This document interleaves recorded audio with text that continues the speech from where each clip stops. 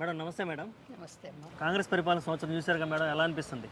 ఏంది ఇచ్చిన హామీలు ఏమి అమలు చేయలేదు సంవత్సరం నుండి. పోయిన డిసెంబర్కి చేస్తానన్న హామీలు ఈ డిసెంబర్ దాటిపోయినా కూడా చేయలేదు. అది వాళ్ళకే విజ్ఞతకు వదిలేయాలి. మనం ప్రజలను మటుకు మోసం చేశారు. అంటే చాలా హామీలు ఇచ్చారు, ఒకటి కాదు రెండు కాదు, దాదాపు చాలా 420 ఇచ్చారు. ఇచ్చారు. 420 ఇచ్చారు. దాంట్లో కొన్ని అయితే మెయిన్ ఇంపార్టెంట్ అయితే సంవత్సరంలోనే చేస్తా ఉన్నారు. అవును, అసలు సంవత్సరం దాటిపోయింది, వాళ్ళు మాత్రం విజయోత్సవాలు జరుపుకున్నారు హ్యాపీగా. మరి ప్రజలకు ఏమన్నా ఒరిగింది ఈ సంవత్సరంలో?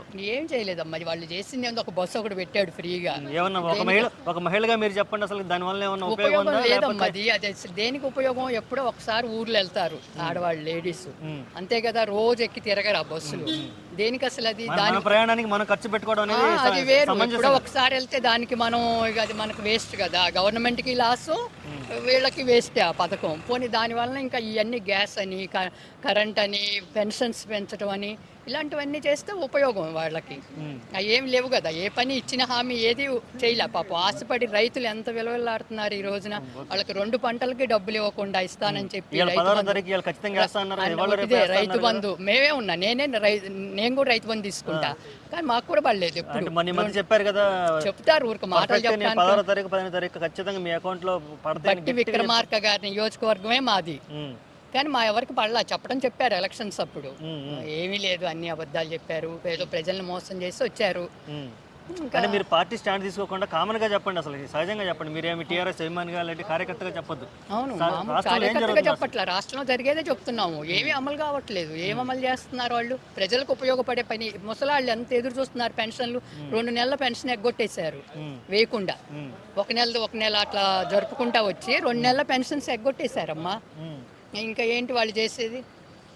ముసలోళ్ళని కూడా అంత బాధ పెట్టి వాళ్ళు పాపం తిరగలాగా చచ్చిపోతున్నారు బ్యాంకుల చుట్టూ. మేము చూస్తున్నాం ప్రత్యక్షంగా. అసలు ఆ హామీనే లేదు. కొత్త రేషన్ కార్డులని ఇప్పుడు ఏదో పెడుతున్నారు. ఇక మళ్ళీ 26th నుంచి అప్లై చేసుకోండి అని. అవి అప్లై చేసుకొని వాళ్ళకి ఎప్పటికి రావాలి? ఇంకా పెట్టిందేమో అప్పుడు పెట్టించుకున్నాడు ఫస్ట్ రాగానే. పెట్టారు కదా, అందరు అప్లికేషన్స్ లైన్లో నుంచొని క్యూల నుంచొని పెట్టుకున్నారు. ఏం లాభం? ఒక్కళ్ళకి ఏమీ రాలేదు. ఓకే, ఇక చూడబోతే రాష్ట్రంలో ఎడ్యుకేషన్ అరెస్టుల పరమే నడుస్తుంది. అంతే అదంతా కక్షపూరితంగా చేసే పనులే కానీ ఏమి లేవు. అంతే అంటారా? అంతే. కేటీఆర్ గారు తప్పు చేస్తుంటారు అనుకుంటున్నారా? తప్పు ఎలా చేస్తాడు? ఒక మన హైదరాబాద్ని ప్రపంచ పటంలో నిలబెడుతున్నాడు ఆయన. నిలబెట్టే మనిషిని అది తప్పు అంటే ఇక మన ఓటమిని మనమే అంగీకరించుకోవాలి. ఇంకా ఆయన వైపు నుంచి ఏం తప్పు జరగలేదంటారా? అదిగా ఆయన అయితే చెప్తున్నారు, నిజాయితీగా చెప్తున్నారు. నేను ఏ తప్పు చేయలేదు, అంతా డైరెక్ట్గా గవర్నమెంట్ బ్యాంక్ ద్వారా అట్లా వెళ్ళినాయి కదా డబ్బు కూడా.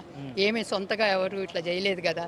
ఇక ఎలా చూస్తారో వాళ్ళు. ఇక మరి అంత ట్రాన్స్పరెన్సీగా ఉన్నప్పుడు మరి ఆయన మీద ఏసీబీ విచారణ, అలాగే ఈడీ విచారణ అన్నీ పెడతారు. ప్రభుత్వం వాళ్ళ చేతుల్లో ఉన్నప్పుడు ఎన్నైనా పెడతారు. పైన కింద 2 వాళ్ళ చేతుల్లో ఉన్నప్పుడు ఒక మనిషిని ఇప్పుడు మనకు హైదరాబాద్ కీర్తిని ప్రతిష్ఠిస్తున్నాడు ఆయన.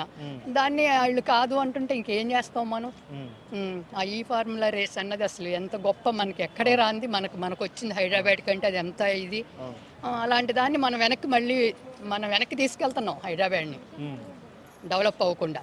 ఓకే, ఏం చెప్తారు చివరిగా రేవంత్ రెడ్డి గారికి? అసలుకి ఇంకా 4 ఏళ్ళ పరిపాలన ఉంది కదా. ఏముంది, ఆయన ఇచ్చిన హామీలు అమలు చేస్తే అన్న ప్రజలు కొంచెం సంతోషపడతారు.